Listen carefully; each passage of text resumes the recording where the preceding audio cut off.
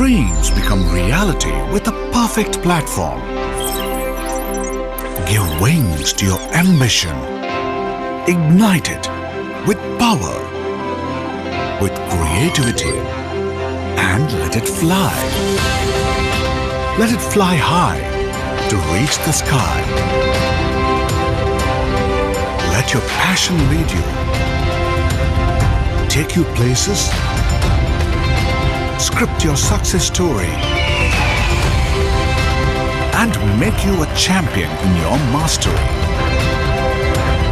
Transform your dreams into reality with Ramapuram SRM Institute of Science and Technology.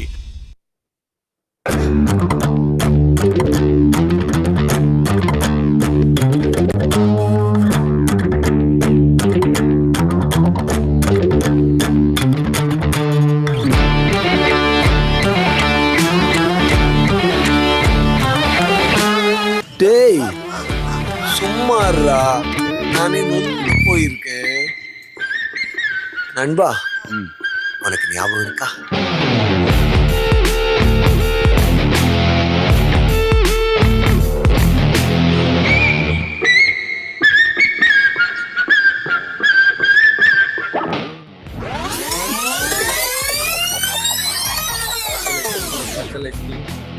வணக்கம்.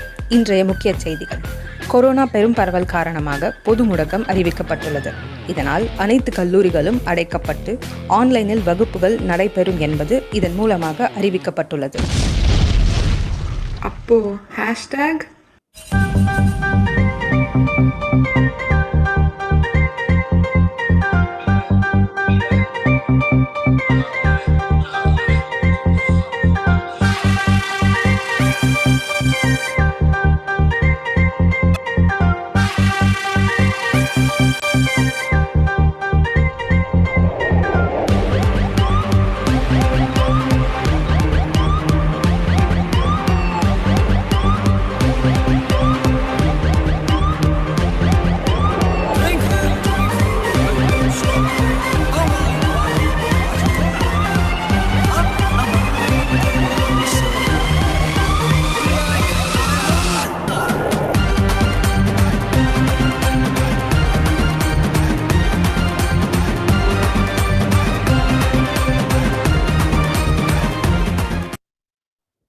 Dreams become reality with a perfect platform.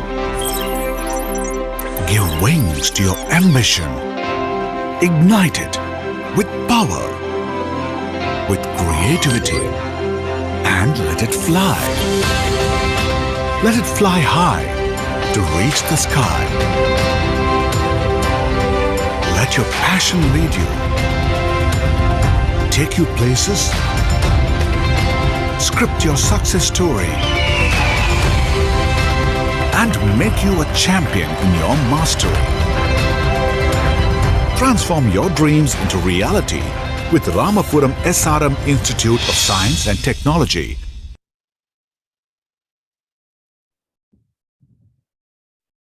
You can't use up creativity. The more you use, the more you have. Good evening. I hope all of you are keeping yourself safe and healthy in this difficult time. We are grateful to our esteemed management, our beloved VP Admin Seat, Architect Lokesh Madhivanan Sir, conveyor hashtag 2021, and HOD Professor Architect Ashok Kumar Sir, co-conveyor hashtag 2021, our overall event coordinators, staff coordinator Architect Avinash Sir, our faculty members and students. Welcome to hashtag 2021 workshop series. I'm Anaga and I have here with me Samyukta. We'll be coordinating the workshop session along with Sneha for the day. SRM scene has grown over the years and today has not only BIAC but also BDES, EMAC and a lot more to come.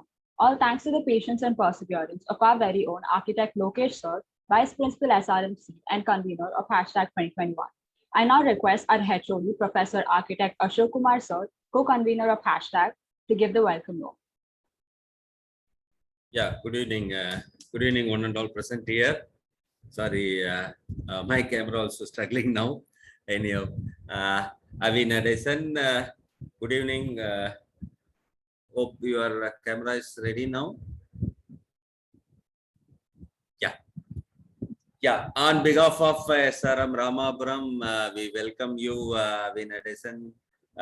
See, I'm I'm wondering this architecture and origami. I remember in my school days how I made the boards and things like that.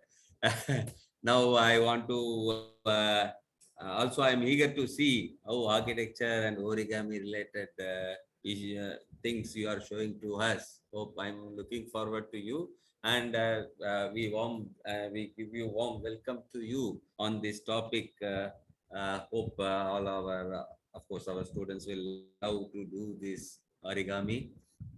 I hope you also enthusiastically doing this. Hope you will teach us. Hope this could be in YouTube streaming. Maybe participants are a little less, even though the people will be seeing in YouTube live streaming or in future. So it's very good that in future many people will be seeing your works as well. We, on behalf of SRMC, we welcome you for this wonderful session, origami. Yeah, the stage is yours. Yeah, I leave it to the moderators. Thank you, sir. Once again. Yeah.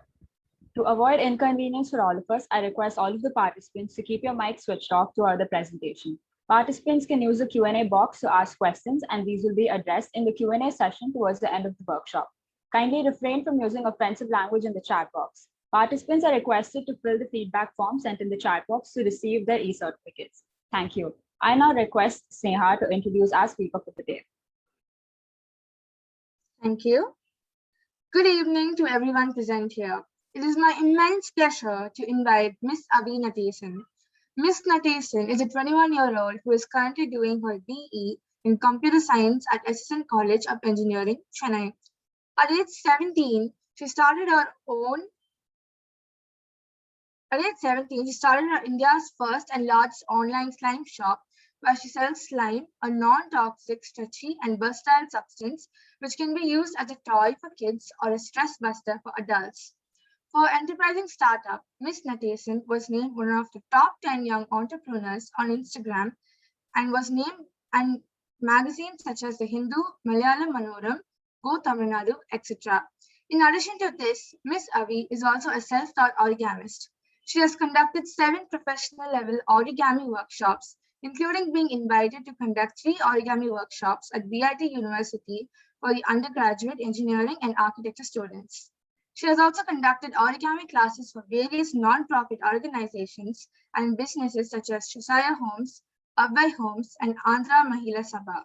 In addition to this, she has also taught the underprivileged students the prestigious Abudaya, an NGO student at SPJMR Bombay. Most recently, Miss Avi conducted workshops for the International Women's Association, IWA, and for the software company InvestNet Yorvi, as well as for the students of Mithrabai College of Engineering for their annual cultural fest. Her eclectic mix of talents led her being invited to speak at the TEDx Youth Conference at Varnapete on entrepreneurship and innovation held on 24th of April, 2021. Ms. Avi, the floor is yours.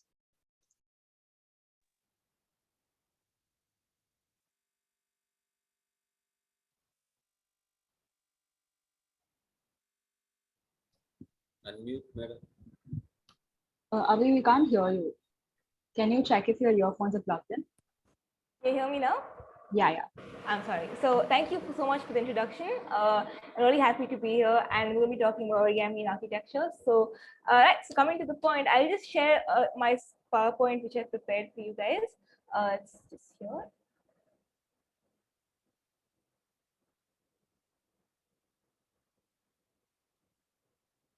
Right. So I'm sharing my screen right now. I hope you all can see what I've shared. Yeah, we can see it. All right. So now origami, like, you've always heard of origami, and I'm sure you must have done origami when you were kids. You guys would have made cups or birds, all those cute stuff. So, that's the typical view of origami which we have these days. But I want to talk to you guys about how origami goes much beyond that. And it's actually its concepts extends to principles in architecture, in scientific fields, in technology aspects, in computer science as well, and even in programming. So I want to take you guys through the whole aspect of why origami is a really important art form in these days and ages, because you'll see as I go along. So, so what is origami? Origami is the Japanese art of paper folding, where square paper is typically used to fold complex models and structure. And the word origami means two things. Ori means to fold, and kami means paper. It's from a Japanese. It's derived from Japanese, and this art form typically involves no use of scissors, cuts, and glue. But there is another art form called kirigami, where we actually use scissors and glue for that art form. But that's completely different. Origami employs only folding techniques. Now, this is actually very important. So when you start origami, we actually need to understand that what folds are, the basic folds of origami. So I have a small paper with me right now. If I was to take this paper, this square paper, and fold it along the diagonals on this line, downwards, I would have a mountain fold, as you can see. And if I was to fold it upwards, I would have a valley fold. Now, these terms are actually used when folding any type of complex model. That's how they refer to these kind of folds which are required. And coming to what basic bases are, these bases again, I'm sure you would have, when you folded a flower or a flower or an insect, you definitely would have come across these bases where we crease along the diagonal edges and we fold the paper into halves and we make something called the waterborne base and the square base. Now, if I was to show you, it's very simple. If you have a paper here, all you got to do is just push it in like that, and that's your square base. And if I was to do something, if I was to reverse that fold, I'd have it as my diagonal base, my waterborne base. I haven't, this is just rough, normally crease along your diagonal lines, but that's what you guys should understand. And don't worry, we'll be folding later on, so you'll be able to understand that in more detail. So these are the kind of two bases which we have. Now, origami is all about symmetry. So whenever a model is folded, we always repeat the same pattern on different sides of the model. So in case we have insects or animals, the head, the abdomen, the torso, all that is actually replicated on one side of the paper, and that's how we continue with the folds. So when origami designers have their aspects in mind, they always basically repeat patterns throughout the paper, and that's how it normally goes about any basic model. This is something to make you understand division of paper. You fold paper into half, then you fold them into fourths, eighths, 16ths, and so on. So these kind of grids are actually used a lot in origami when it comes to 16 by 16 or 32 by 32. That's how it proceeds on. Now, origami 2D. This is something which you must know. 2D models are stuff which you can fold on a flat surface. It lies flat. A puppy face you must have made earlier on when you were a kid. You will see those all, they actually lie flat. So that's a very basic origami, which is not very useful right now. But origami 3D is something which is actually very useful. When you actually make animals which stand and flap, those are kind of 3D models, and they can be made from one paper or from multiple modules. Now, this is a very important concept. I hope all of you got what I've been talking about so far. Now, tessellations. Now, when the same crease pattern repeats on an entire paper, it's known as tessellation. But in case of origami tessellation, they actually overlap. So you're overlapping the same design all over paper. And tessellations have a huge variety. Origamists all over the world have made so many paper tessellations, but they're very important to study because they actually are applied in many scientific. NASA especially is applying the concept of tessellations, and you'll understand why as I go continue. So when you pre-crease the paper, like you fold the paper along these lines, and then we collapse the model into tessellation. So take the waterborne tessellation. This is a tessellation where we fold waterborne bases. I just showed you guys what a waterborne base was. So we fold these waterborne bases throughout the entire paper, and we divide them into 8 divisions, 16 divisions, and so on. So to make it understand what I was talking about, this is what a waterborne tessellation would look like. So as you can see, the top image has the waterborne base, but that waterborne base is actually folded on tiny, tiny squares throughout the entire paper. So you're actually folding it and making it, you can actually fold it and squeeze the paper into a waterborne tessellation. So as you can see, this can actually expand and contract these tessellations. So that's what the waterborne tessellation is, and that's how you crease that pattern. And this is the origami spread hex tessellation. So you need to crease the pattern, the paper like this with small triangular folds to make hexagon tessellations. And these will overlap like I mentioned. So this is called the hexagon tessellation, which overlaps. And this is made by me. I mean, I made all these models. So yeah, I made this. And this is a very easy model to understand. And once you apply it, you can actually try folding it yourself.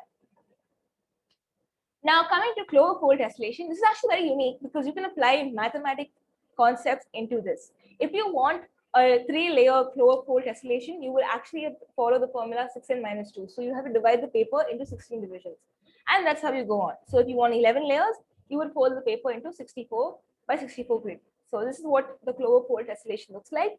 And that's what I folded a while back. And it's a triangular grid where every 2 folds has a tessellation repeating. This is the back of the model and this is the front of the model.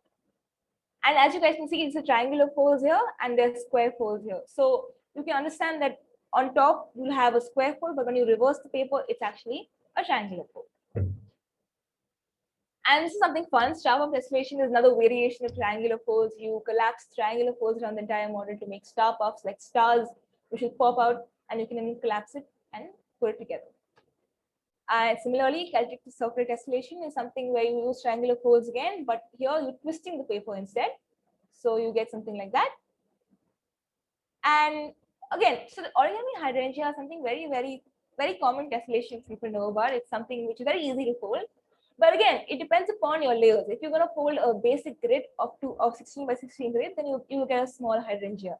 But in my case, I took more layers and I folded a bigger, larger grid to make a more detailed tessellation. So you get 7 layers.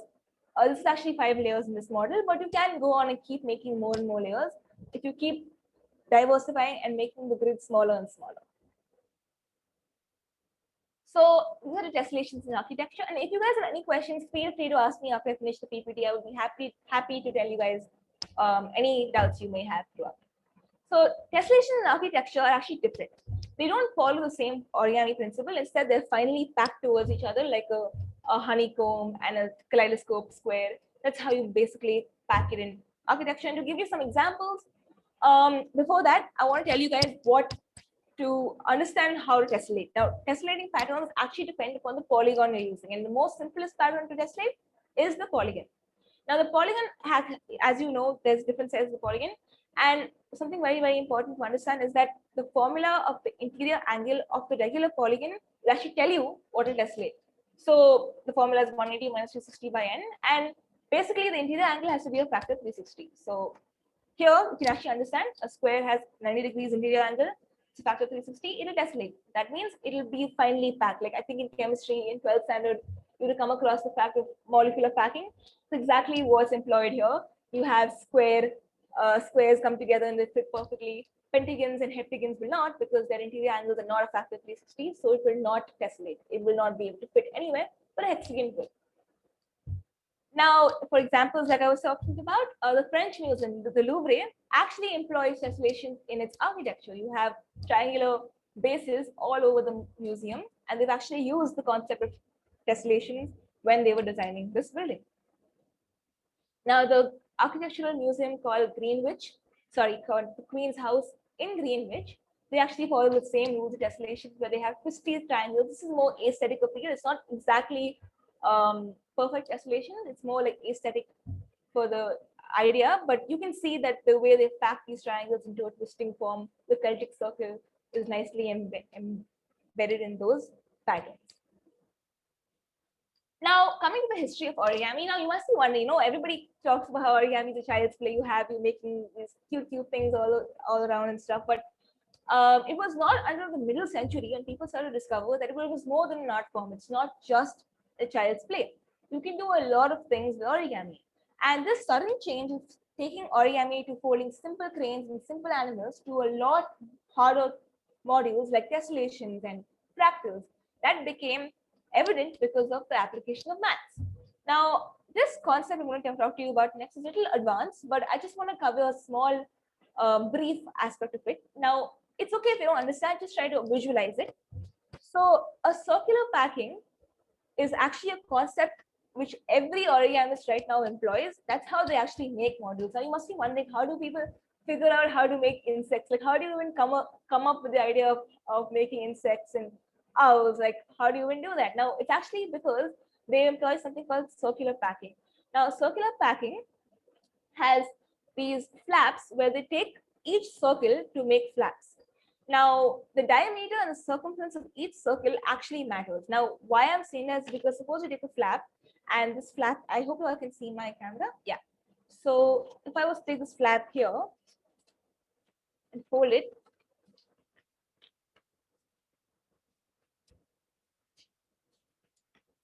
if I was to take this flap here and fold the paper like this, you would get a square, right? But if I keep going and keep folding this paper like that, like keep folding the paper into more and more flaps and then bend it, when I open this paper, I would keep going and going and going such that my middle would actually look like a circle.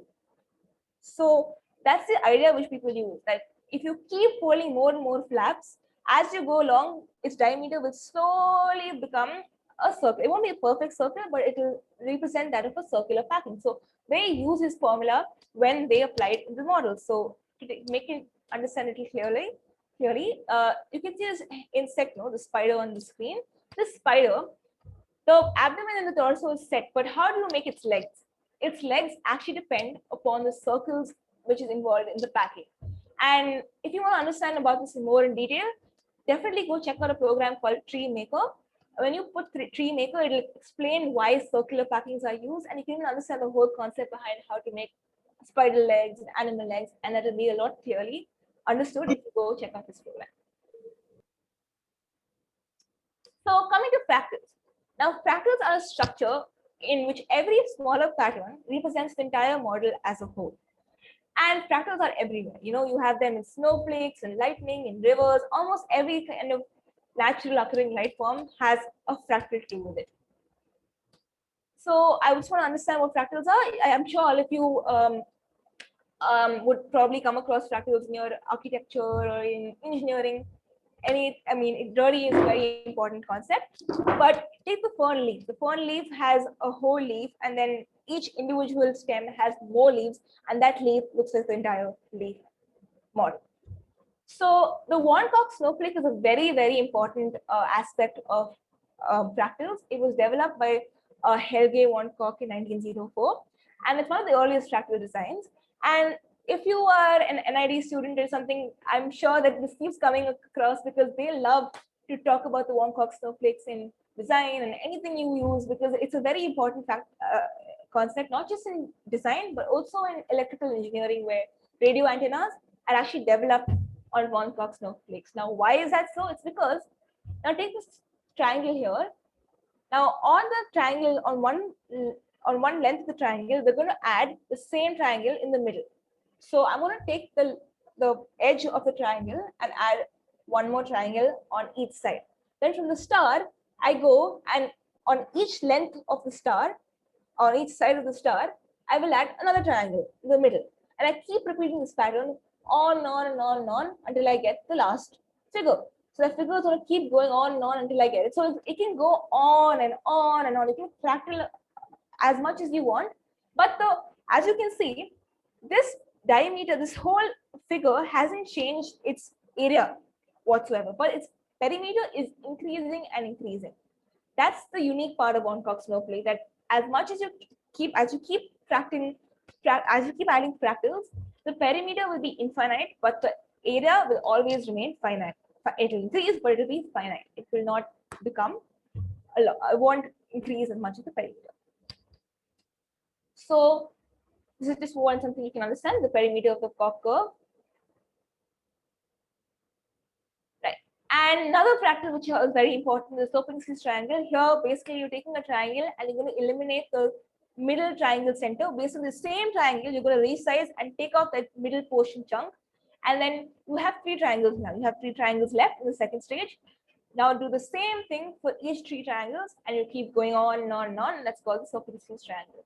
And as you see, why I mentioned the fractals is because the entire model, the whole model, will still look like each and every individual piece of the model. So if you keep zooming in, you will get the whole model which you had in the beginning. And this is called cube fractals. Again, you take out from the cube, you take out one small cube, you keep taking out another cube from the leftover cubes you have, and you keep on going. Now, something very cool, the Eiffel Tower was actually decided based on fractals. On the Sopinski's triangle, it's a very rough idea, but the Sopinski's triangle's concept was actually employed while making the Eiffel Tower. And you can actually resize and use this model while actually forming the Socrates triangle. It's not the perfect, it's not a perfect fractal, but the concept was developed around the Socrates triangle. As you can see, the shape of the Eiffel Tower very nearly represents that of a fractal design, because of its aesthetic appeal. That's why people love it. The fractal design is a very aesthetic concept to go ahead with. So yeah. So this is another mall in Ethiopia which has the fractal designs. And now we have fractals in origami. The cube fractal which I showed you guys earlier, that's the cube fractal which I've employed in the origami part of it. So as you can see here, this is actually a question which was asked in the NID entrance exam as to what fractal images, what is the base fractal of these tree structures, and what are fractals. So if you see A, the fractal structure which will actually go on repeating was a Y, but the base looks like a V. So that is not a fractal. Similarly, B, the base is not the length of the sides are missing, so that's not a fractal. But C and D are fractals because the base is the same as the model as you keep going on. Now, Fibonacci series is something which everybody comes across in computer science and any program. It's very important. It's when the basically the first two sum of the integers precedes next one. It's called Fibonacci series. So 0, 1, 1, 2, 3, 5, 8, 13 keeps on going. And it can be a recurring function. It's called fn minus 1 plus fn minus 2. That's what the formula used when you're writing a computer program of Fibonacci series. And in mathematics, the two quantities are in the golden ratio. The ratio is the same as the ratio of the sum, the larger the two quantities. Basically, if I was to take 2 is to 3, 3 is to 5, that's the golden ratio. So A plus B by A is equal to A by B, which is equal to infinity. And so this golden ratio will keep on going along the Fibonacci series. And so if you can understand it clearly here, this figure which is shown in the slide, you see A and B, you see the rectangle, you see A and A are the same length, that is the perimeter of the square, and B is the rectangle. Now I'm taking this rectangle and dividing it into a square and a small part which is B. Now A plus B by A will be the golden ratio. Why I introduced golden ratio? Because golden ratio is actually something which is used in, many people don't know this, but it's actually used in a lot of things. When you take the golden ratio, you have the Fibonacci series, which keeps on increasing. Now, I hope everybody gets what I'm talking about. It's just to summarize, the golden ratio is when you take the Fibonacci series and you put those numbers in the same ratio. So I would say like keep on going and you'll get the same ratio, which is 1.5. 1.61 is the number 1 plus 5 root 5 by 2, 1.6180. That's the golden ratio, and that's something which is not going to change. That's the infinity ratio. And so I don't have a whiteboard with me right now, but I just hope I'll just show you guys so you can understand. This is the square here, rectangle here. I'm going to divide it into the golden ratio A and B, and then it becomes like this, and A, and that is the first arc. And then that's the ratio arc. And then I'm going to take this rectangle, which is here, and divide that again into a square and rectangle A and B sides. And then my arc here. And I keep on doing that as I go along. And so you get the golden arc. That's actually called the golden arc. And you can keep doing it for circles and for triangles as well. Oh. Right, so as I showed you guys, this is what I was talking about. If you can see 34, 21, 13, 8, 5, 3, 2, 1, 1, that is the Fibonacci series that I had mentioned. Now, golden ratios are used in business cards and in the Pepsi logo, and on the Twitter logo was actually designed based on the golden ratio. That little bird there is actually dependent upon the golden ratio, as you can see. It's actually designed based on that. So if you just read the text if you'd like to read it. It's just a geometry and it's heavily based on perfect circles, and that's the golden circle, golden triangle. Yeah. Naturally occurring gold. A snail's curve shell is actually a naturally occurring golden curve. So if I just want to be a little precise, this is what I was calling the golden curve. This is the golden curve, which you can see. That's called the golden curve. And this is again Fibonacci in relation to origami. You have simple figures such as spirals, origami seashells, as well as different rotational figures and spirals. So this is what the Fibonacci relation to origami is. And here we can see there's a seashell which is made from seashells, from the Fibonacci series.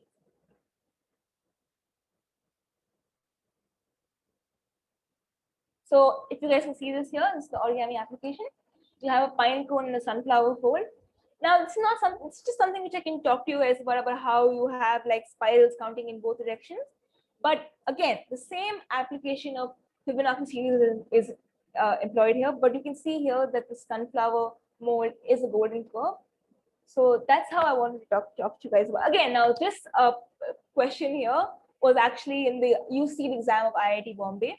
And again, they asked what is translational symmetry, asymmetric repetition, fractals, Fibonacci series, because all of them are very, very closely related.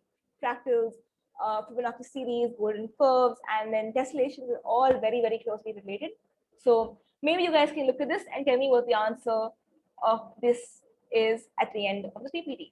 And like, if you can tell me, maybe in the chat box, you can write what you think the answer is, A, B, C, or D, and we can see what's the correct one again. Now, how I got into origami was actually a little funny. It's not because my sister was in NIFT, and she had a college assignment where she brought home her tie and dye projects and different types of art projects. And one assignment was origami. And I would be so happy that I would everything she was doing, I want to do, because like she was like 7 years older than me. And she was something which anything she did, I want to do. So when she brought home origami, I was so interested. I really wanted to understand what origami is, because she wasn't folding 4 cups for assignments. She was folding like frogs and swans for this assignment. So I was like, okay, let me see what this is. So I started folding based on what my sister was doing. And then I went on YouTube. I started watching all these videos. And once I started folding, I got a lot better at origami. So this is my initial work. When I was folding for at least 1 year, I started making skeleton hands and hedgehogs, animals all over. And I was really excited because it was just something which would keep me occupied. And I was becoming better. I could see myself becoming better at this art form. And then this is what I made in 11th standard. I made a cube ring, and it actually won me a competition on Instagram. So yeah, this is something you can just look at. It's basically 12 units of a cube, which is interlocked. And then you keep interlocking the cube. No glue or no scissors is used in this model. You just keep interlocking the cubes, and then you attach them completely. This got me this basically I won a prize on this because it was a very cool symbol of legalization of gay marriage in the US this was back in 2015, Pride. So yeah, I won a competition because of that. And coming to modular origami, I started experimenting in modular origami, Tsuduma balls and complex structures. This is called the Bhaskara star. It's made from 30 units of paper. I really wish if you were online, we could definitely fold this model because it's a very fun model to fold. So I do encourage you to check out this model if you start folding origami, and then check out this model because it's a lot of fun to make. It's made from 30 units of paper, and it's kind of like a tetrahedral projection. This is called the Rose unit Kusudama, which took 90 models to fold. Like I had mentioned, 3D models will use some multiple units of paper. So this is what I was talking to you guys about. The Rose unit Kusudama has 90 units. Each unit is folded the same, but you interlock it to make this. And that's called the Rose unit Kusudama. The folding structure is very unique about this ball. This ball's folding structure is very unique. So do check it out when you have the time. It's called the Rose unit Kusudama. And this is called the origami Estella flower, which is again made from 20 units of one color and 20 units of another color, and you interlock the model to make this. This is called the origami tornado. I made this from 30 units of paper, and again, same pattern, but just as you keep interlocking it, it's a different way of interlocking. So yeah, and this is called the origami dodecahedron. Oh, this is my origami Yoda, which I made a while back. Again, it's from one paper, and it's a little angry. I mean, it's not the best Yoda. It's a little angry Yoda. But yeah, it's made from one paper, and it took some time to pour, but it's great fun. And this is called the origami pentagonal prism, where you have one prism and you keep interlocking each prism as you go along to make a pentagon board. And that's the origami cookie cutter.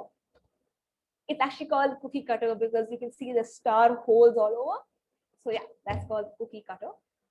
And this is a CP for origami tree frog.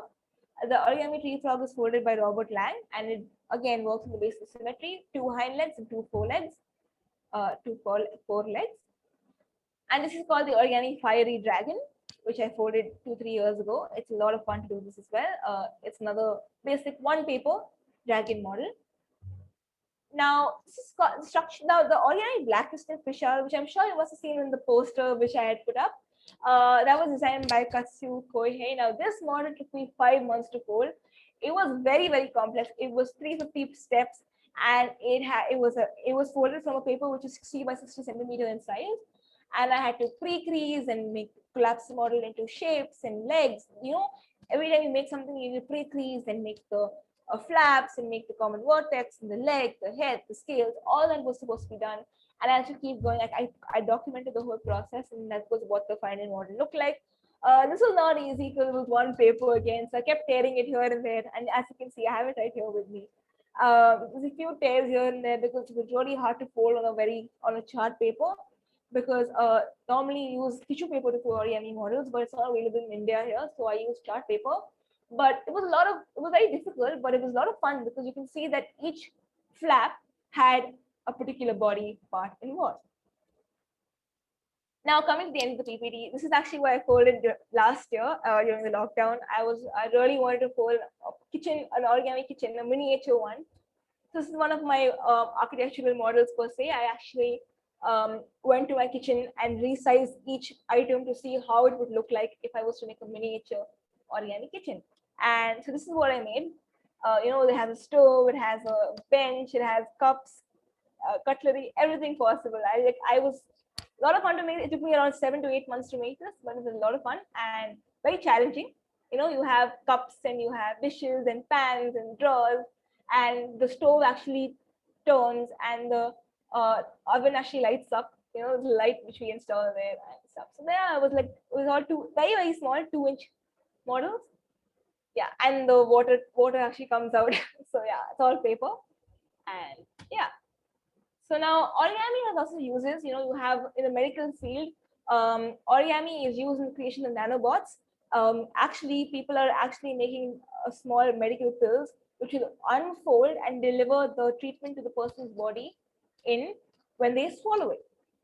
Also using innovative packaging, people are using packaging origami, you know, when you can open folds origami for packaging, as well as solar panels. Now, solar panels take up so much space, and people don't like buying solar panels because they're so gunky and huge.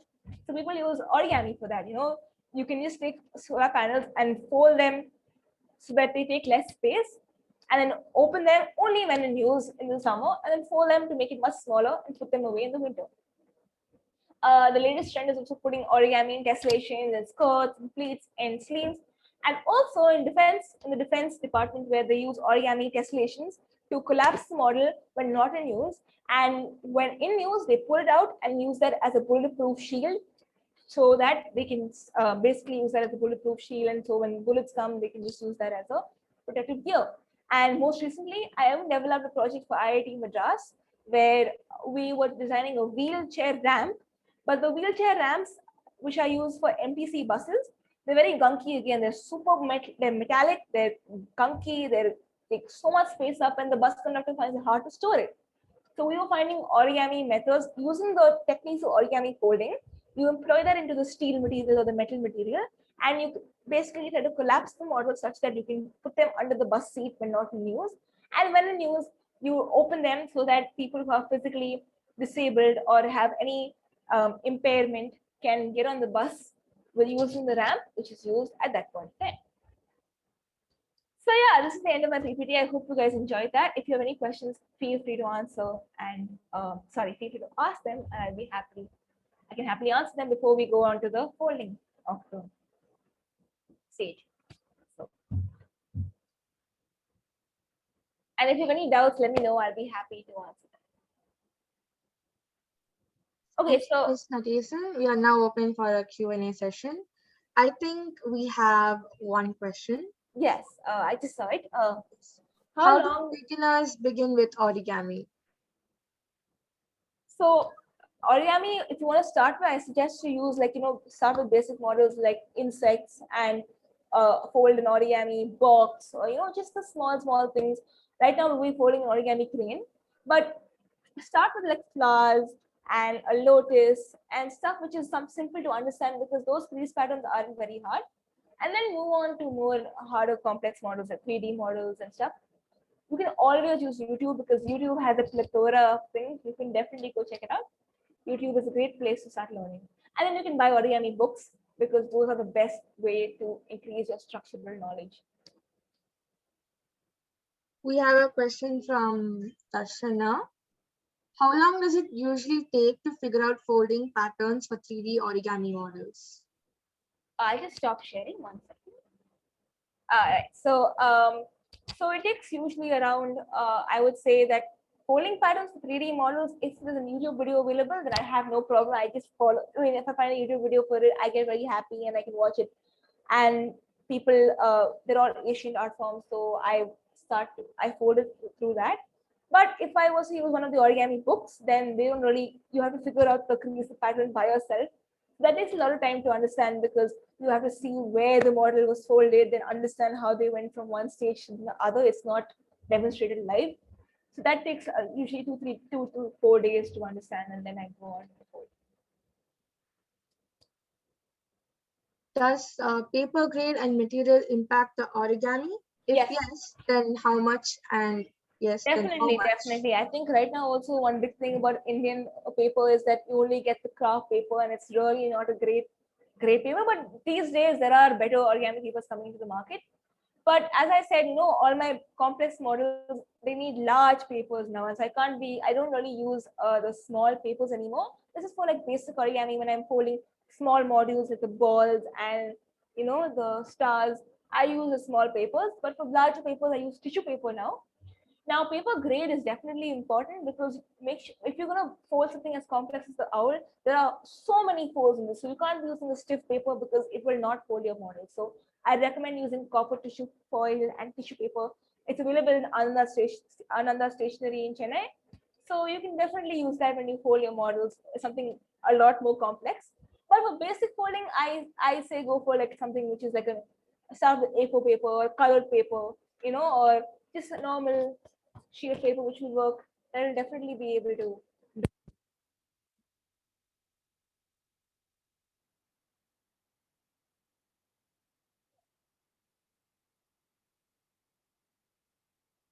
I think your earphones is out again. Can you just check?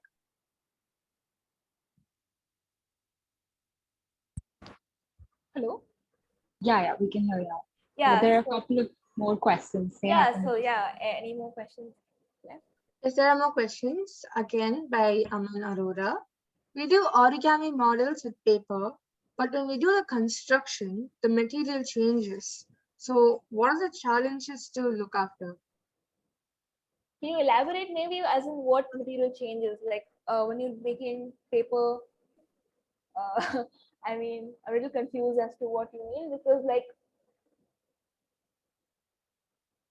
oh, okay, are you saying that from taking your model from paper, how do you apply it to architecture, something like that? Like you're changing it, the material like steel or clay? Because if you're asking that, then yeah, that's very understandable. See, as I had mentioned in origami robots, origami robots, those challenges that's a huge challenge. Like even nanobots, you're putting them in someone's body, so you can't be putting paper in someone's body. Of course, you need to use medical components and stuff. So take for example an origami nanobot. Now origami nanobots is something which is again it's a very new field. People are taking bots and metal bots. I mean, these and the normal bots are very tiny, like these tiny rectangular sheets of metal paper, sheets of metal. And these metal sheets are actually being collapsed to form a small bot which will go and move around and deliver a goal to a particular place.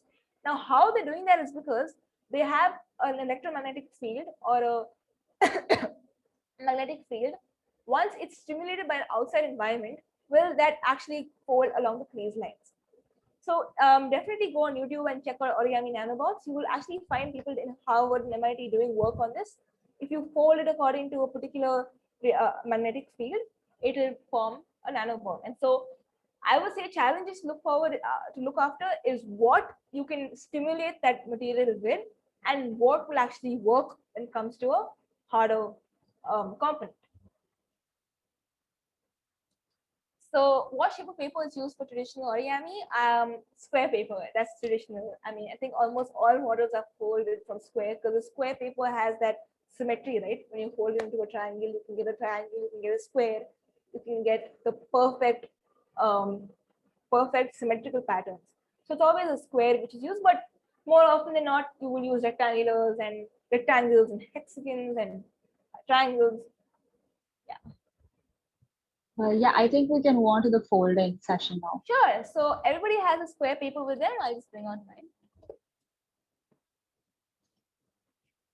So I hope everybody has an A4 paper with them, and mine, I'm going to be using this.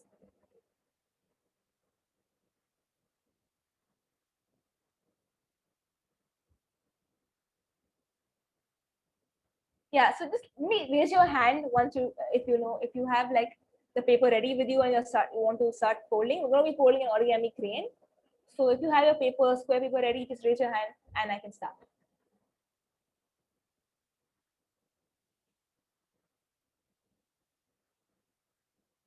Okay, 3 people have raised their hands so far. Great job, guys. Okay, now everybody's raising their hand. Okay, I can see. Okay. All right. So for now, it's going to be very simple. All you got to do is take your square paper and fold it in half. Now, make sure you fold it along the crease, because you have to make sure that it's aligned like that. And do this on both sides of the paper.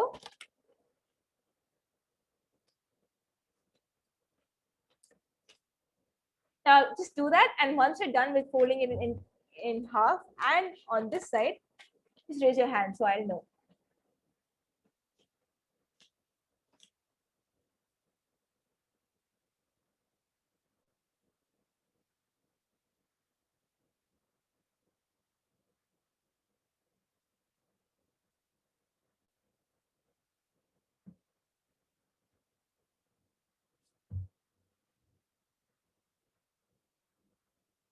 And if you guys have any doubts, you can just put in the chat or something, or like, and I can happily repeat any step you'd like me to repeat.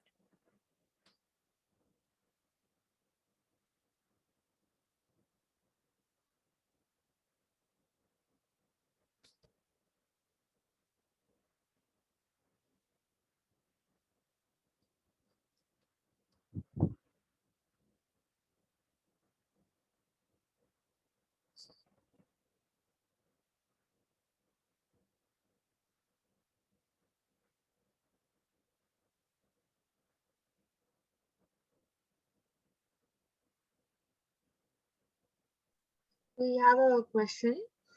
Yes, go ahead. What is the measurement for the square paper? You can use any square paper because it's an A4 paper, and this is just a smaller paper which I have, but any square size is fine. Preferably a large square size so you can understand easier. But you can use any square size.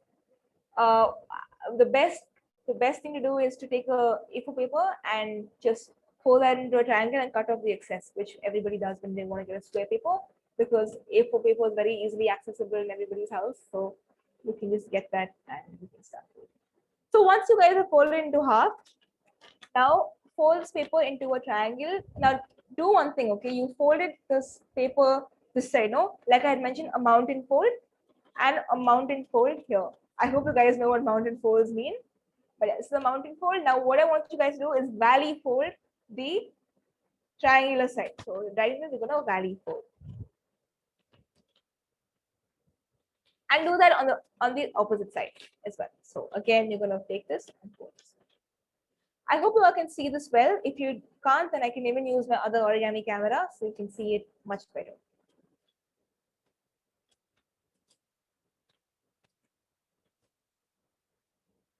So once you've done that, you can just raise your hand. Right now, only so 2 people's hands are raised. So when you're done, you can just raise your hand and I would know. 12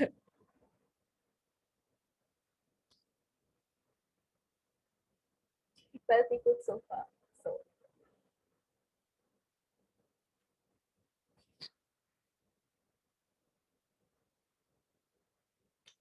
all right, so I think everybody's done with that. That's pretty cool.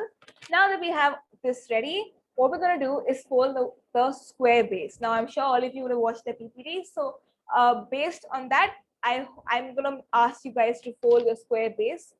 I'm gonna show it one time and then let's see if you guys can understand. So this is it. I'm gonna, on this vertex, I'm just gonna hold these lines which I made, the halves, and push them together.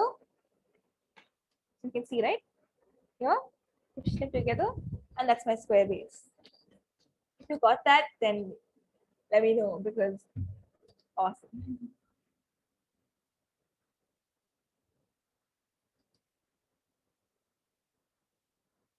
Recording in progress.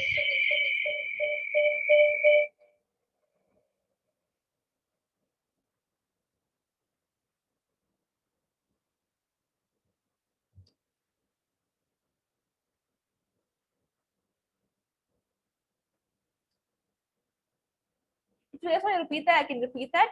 Just let me know. Again, I'll show you guys square base here. And now what we're going to do is very simple. We're going to take this side. So the open, let the open part of the model face away from you. Sorry, face towards you. I mean, if you are sitting there, then let it face towards you. Okay, the open part is facing towards you. And then what you're going to do is take this part of the fold and take this edge and align it with the middle crease. So take this edge and align it like so. And make sure you nicely crease it. Like just don't, I mean, something which I want to tell you guys is like nicely sit and make sure you crease it well because otherwise the model won't be extremely tight. It will be really loose. So make sure you do that really well. And continue that on the other side. So that is the, we'll repeat the same thing on this side as well. But please remember, make sure this is open part of the thing is facing towards you. Don't do ulta because that's wrong. So make sure you do it this way. Okay. And do the same thing on this side as well.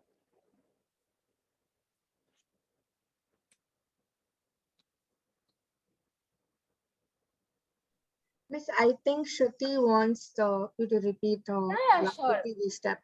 Of course. Okay. So whoever didn't get it so far, I'm just going to repeat it. So far, after we folded the square base, you had the square base from this, right? So we had the paper, this vertex. We're going to fold this in half, then squash it along like this is the line and this is the line. Just squash it like that. So you get this on all 4 sides. And then what we're going to do is you have this with you, right? Now what we're going to do is take this, the center, this edge to this center in the middle, and this edge to this center in the middle, and repeat the same thing on this side. So at the end, you will get something like this.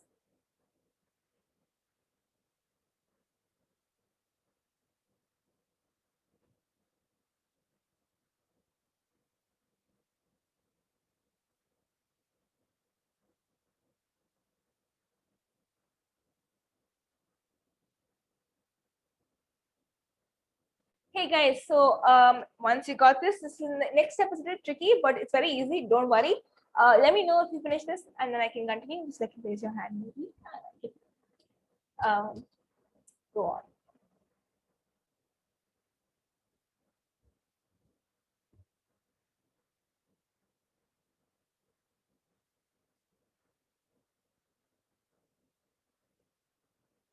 All right. So once I think all of you, okay, only 10 people. Okay, I don't know if that's a good thing or a bad thing because I have 45 people. So, I don't. I mean, did you lag or something? Because you can. I can always repeat it. Don't worry. Okay, 13 now.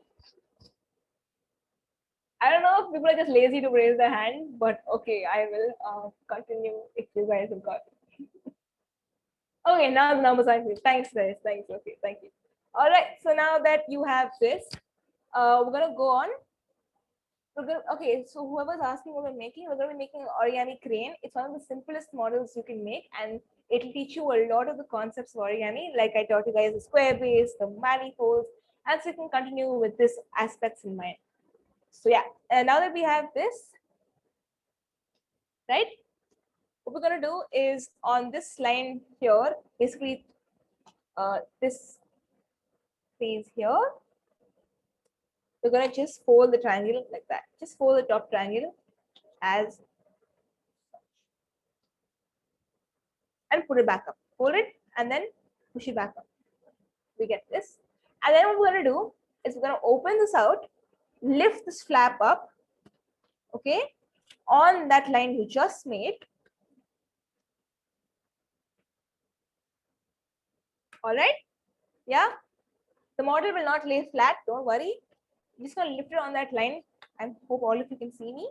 And then push this inside, such that you get something like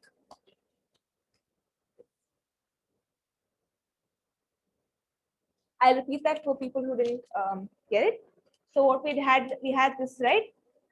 We're gonna take this, hold it, say, just to make sure you have it nice and this triangle is ready, right? And then we're gonna open this out, lift that on that line you just made.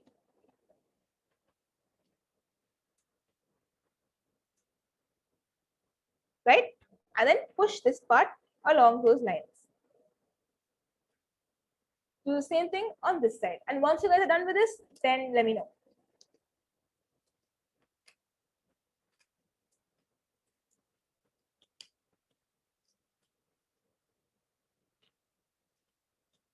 So we have this.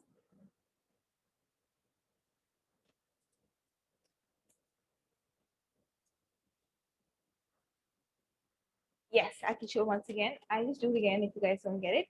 It's very simple actually. All you gotta do is once you have this right, you just need to lift the flap up and you already made a crease on these lines, right? You're just gonna follow those creases. So we're gonna lift the flap up on this line here and then push this flap inside, crease it, push this inside, and crease it. That's it. That's literally very, very easy. So yeah. Again, lift, open, open.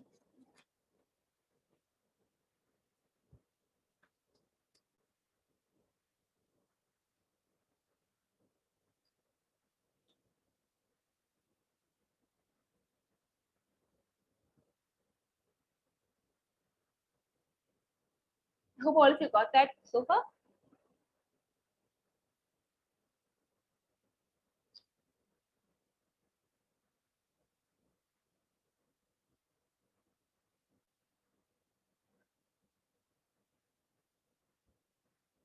Okay, 10 people so far. I'm gonna keep checking the raising hands so I'll know if all of you are. Okay, I can't see you, so I'm just gonna check it out. I mean, if I was in person, if I was there in person, I'd probably be looking at everything you're doing. But now I can only see your hands. So.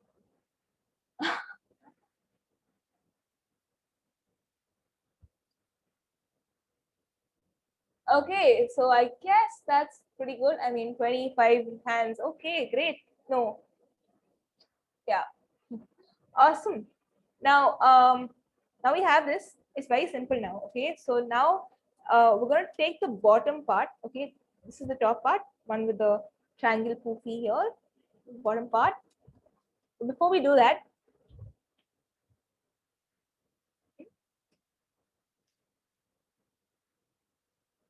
what we're going to do is this part here. I hope you can see me properly. This part here, we're going to take it. I'm going to go to the edge.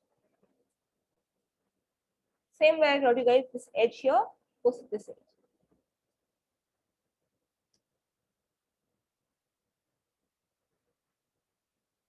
There you go. So just do this. And repeat the same thing on this side. So like I mentioned in the PPT, as you can see, there's a lot of symmetry involved in origami. Every time you repeat something on one side, it's always on the other side. So that's honestly almost all models I fold follow this kind of rules. That's why it's a great way to start folding with these models. Something like this.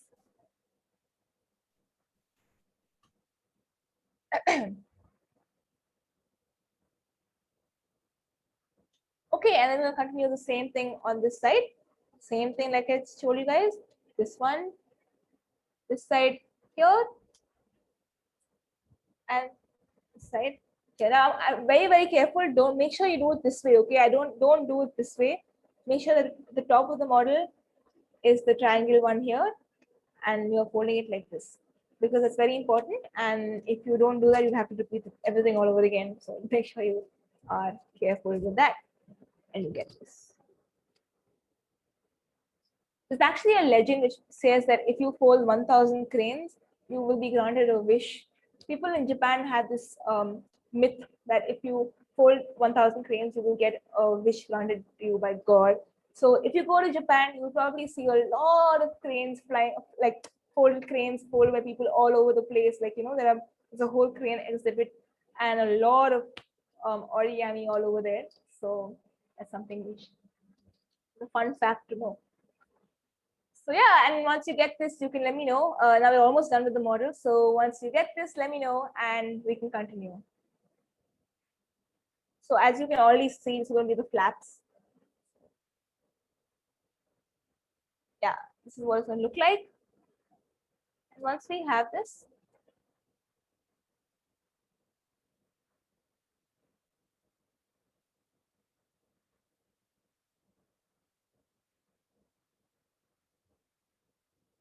all right, so once we have this, let's continue. What we're going to do now is going to do a reverse fold. Now a reverse fold is very simple to understand. What we're going to do now is we're going to take this. Okay, we have this here, right?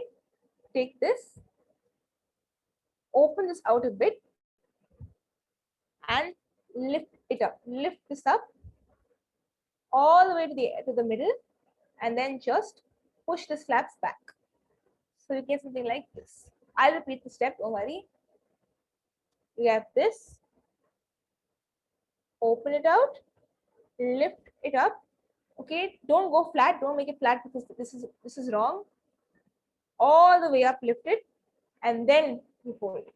So this has to be looking at something like this.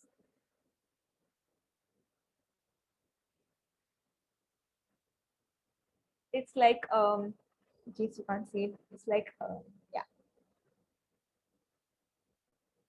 If you watch makeup tutorials, I'm sure you would have seen them do stuff like that. So yeah. I hope you got this.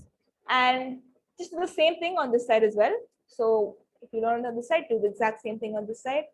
Take it, open it, lift it up all the way so that it's there. All the way. And then fold it in the center, right? Just going to show it very close to the camera, right in the center.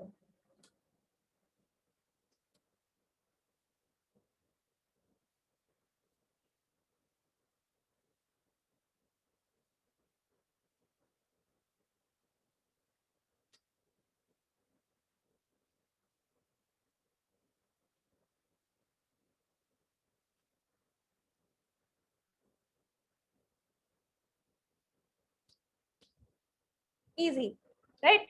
Great. So I think everybody got that. I can't see that. All right, so now we have that. Now we're almost done. So now all you got to do is again another reverse fold. Okay, and that's the head. So I'm going to repeat that again. Take this, open it out a bit, bend it down, and then close it. Don't just what people tend to do is they just fold it and they say, great, no, that's wrong. Don't do that. Make sure you open it out, fold it down, then push it back in. So you have to do this. And if you don't want any, if you want to make it a little more like, you know, a more cuter head, you can like bend the beak a bit so that you can make it actually look strong. Or you can just make a normal head. But yeah, that's what the normal head looks like. So, and that's it. And now all you gotta do is pull the flaps out and you have a swan. Have all of you done that? If you have, raise your hands because I went very fast in the last few steps. So if you've got this, let me know because that's it. You have a swan ready, and that was really easy to. And once you understand, it's probably very easy to make. So if it was easy, let me know maybe on the chat or something like, so I would understand if you guys got it. But it is one of the most basic models you could find. So. And now if you want to wish, you can go forward 999 of these cranes for a good luck wish from. Yeah. Great. That's great. You can call me man, you can call me Avi. Yeah.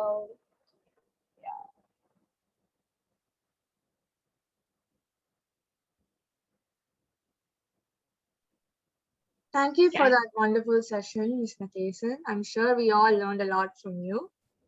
And I do Thank hope you. we fold 999 cranes soon.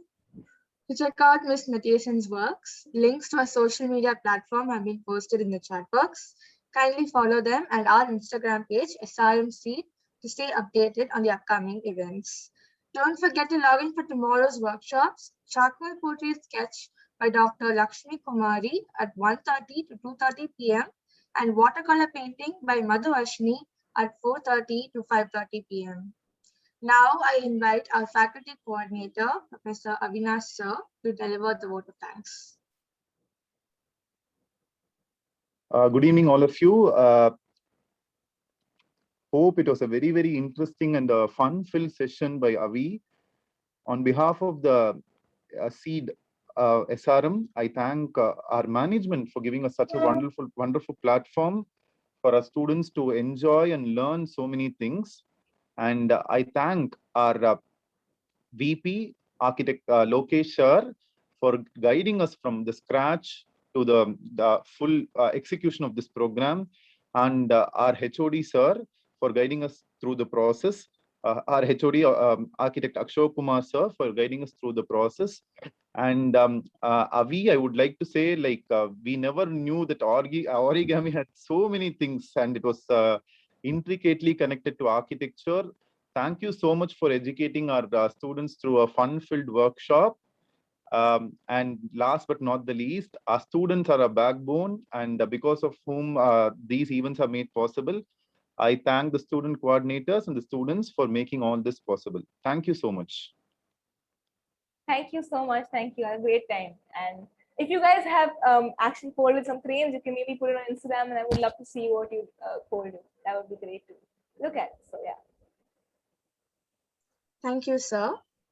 Thank you, everyone, for being a part of this workshop today. Looking forward to seeing you all in the upcoming workshops too. Thank you.